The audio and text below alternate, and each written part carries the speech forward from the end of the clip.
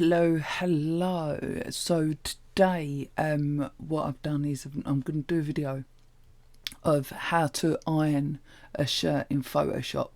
Now, obviously, everyone always says that we need to get this right in camera, and it does make it a lot easier. But when you're in the moment shooting away, sometimes you don't actually spot some of these mistakes. People say sit back, relax, go easy with the thing. But when you've got a client and stuff like that, it's kind of a little bit hard to relax sometimes. When you've got a client with a giant lizard, it's also kind of not as easy to step back and relook at the images, because you're concentrating so much on the other elements that you kind of forget about the basics. I was concentrating so much on the lizard climbing up the child to get the lizard into the position that would be good enough for it to shoot, waiting for it to poke its tongue out. I weren't actually even looking at the boy's shirt. So I wanted to show you how I went about editing this image and ironing his shirt. Now we use it with what they call frequency separation.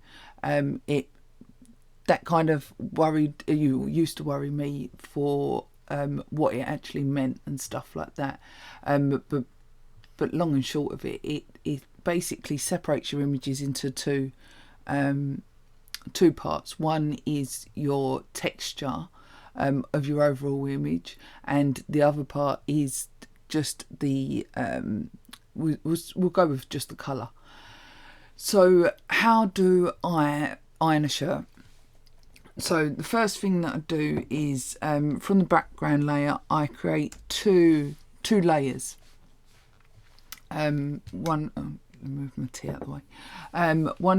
So basically from these two layers, these are what makes up the two. I'm going to rename these. So this one can be colour, and this one here will be texture. Oh. So first off, we'll sort out the colour. So with the colour one, what we want to do is go up to filter, go down to blur, Gaussian blur. Don't know if that's the correct way of spelling it, or pronouncing it, should I say. And what you want to do is you start off seeing the full texture of the image. Now what you want to do is you want to make this blurry so that you lose the actual texture of the fabric. So I normally between 5 and 6 most images are. We'll go with around about 5.2, so you can't see the texture, and as you can see, the whole image, let me just go up a little bit more, the whole image is blurry. So that's your colour layer sorted. Then we go to your texture layer. So what you want to do is you want to go to image, you go down to apply image. Now what that's going to do is that's going to apply certain things to this layer that basically you're subtracting all of the texture away from the colour, so you're left with a grey background. And these are what you're meant to use. Opacity is 100, your scale is at 2, and your offset is at 128. There's mathematical equations behind all of this, but this is what gives you the extraction of all the texture. As you can see, like all the scales on the lizard and everything like that, is you can see that well. Then you go over to your blending mode, and what you need to look for is linear light. So that's what you want to apply to this texture layer. Now what we'll do is we'll group these. So when you're looking at these, if you switched off your texture layer, you can see that you've got the blurry image. So this is the blur and then the texture. If you remove the colour, you've got just the texture. If you was to add the black background to the texture, because obviously basically you've got the texture and you've got the texture in your original image, it will double your texture, so it will over sharpen your image. That's another way that you could sharpen your images anyway in general, but we'll add the colour back on and we'll take the texture off. So the way that I do this is I use a mixing tool brush. So what I do is with the mixing tool brush, I go on to what you don't want it to paint a colour on there, so you remove that, so it's going to paint with a clear thing. So basically what it's like doing is getting like a varnish going over a painting, and you're going to use that varnish to blend the colours together, if that makes sense. So I will go wet. I normally go back to 10% on that. I've got hashtags set up, so it's a bit of a nightmare sometimes. 10. Right, 10%. I'm going to leave the flow on 100% for this example. Sometimes you can reduce that down or reduce it up. Sometimes it takes a little while to get used to, I think, and each image again is different. So I'll show you basically how I do it on a couple of little patches, and I'll show you what they look like before and what they look like after. So there's a couple of main areas where it's got quite big creases. So one of the areas is here. You can see the crease in my backdrop down there, and then you've got all these other little creases down here. So if we look at the backdrop to start off with, what we want to do is kind of use your brush, make it a bit bigger, get this out of the way with, use your brush to get rid of and see how that dark patch is starting to go. With using this brush, what you need to go in certain directions, and depending on what bit of the image you're working on would depend on what way, and you need to sometimes you need to go over it several times just to kind of smooth it out. It's like smudging the background, if you like, smudging it with a wet paintbrush.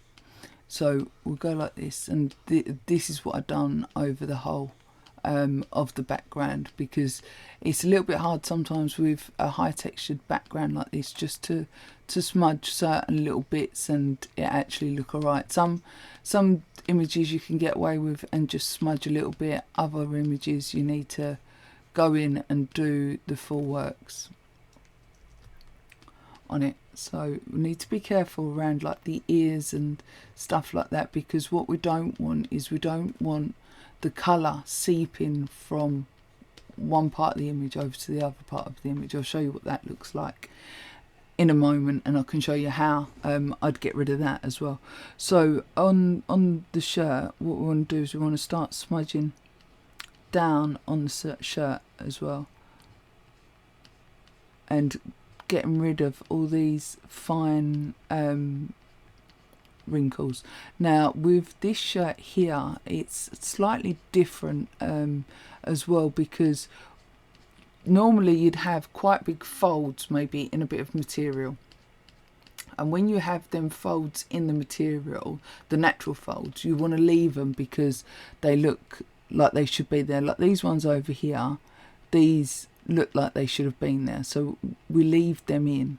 I am smoothing them out a little bit just to make them look a little bit better, but generally speaking we kind of leave them in. This one here, because of that it's a sharp, it's more of a fold, like a big crease than like a gentle fold in the material, because of the type of material.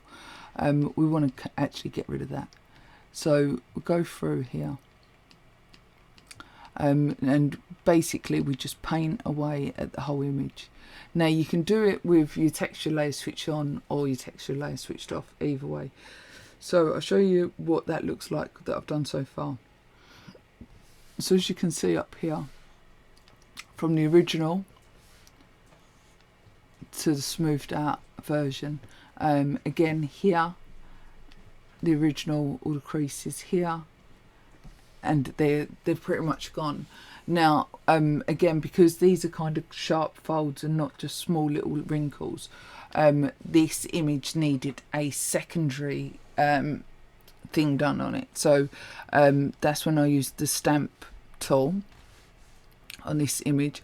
I use it around about 20% opacity. I go along, and what I want to do is I want to move the texture from here down onto this line here to get rid of that line. So we just use the stamp tool, and that gets rid of that crease there. And then I've done the same with a lot of these kind of creases, and the same here, because this was quite a sharp crease along here. So let's stamp it, and with the 20% opacity, that just means that you just need to build up on the patch of material, but it just does it slightly and gradually. So because if you was to take that at 100% opacity, took a sample from here, you could get rid of it, but it's might be a little bit too much at times. So I like to go at 20% opacity and slowly get rid of these little wrinkles, and then I just keep on sampling from different locations as well, just so I'm not catching just all the same pattern over and over again, because if you do that, then you can see that it's clearly been photoshopped. Now the other thing with this one in particular was the way the colour grading did go from white to grey. So there's another way that you can fix that as well, to bring this area up a bit lighter, which is if we go back to our mixer brush, if we go onto the sample point and we take a sample of the shirt from now as an example, bring this brush down, as we're blurring, we're actually lightening it as well, just to lighten it a little bit, because some of the areas was a bit dark. So it does two things. Now obviously you can change that to any colour that you're doing. Obviously if you're going on a light colour, it will make that light colour even lighter, so you do need to just be careful. So what happens when you've got this and it comes and you've accidentally smudged it outside? What I tend to do is I tend to wait, because there's going to be probably more than one instance where that happens on an image, especially if you're trying to rush it or something like that, or just to get the right angle. You end up pushing it outside the line, if you like. So what I would do is I'd add a layer or layer mask over the top of this. Now I'd probably do the shirt separate to the backdrop, so I'd do the shirt first, then do the backdrop second, and have two groups basically.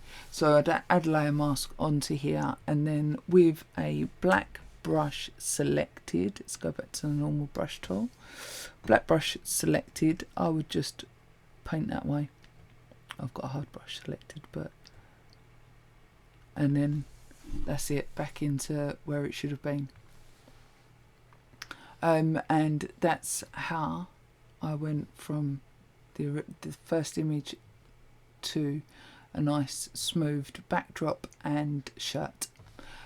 If you've got any questions or anything, then just feel free to pop into our Facebook group, ask any questions in there, which the link is below, or ask any questions on the channel. Be great. Thank you.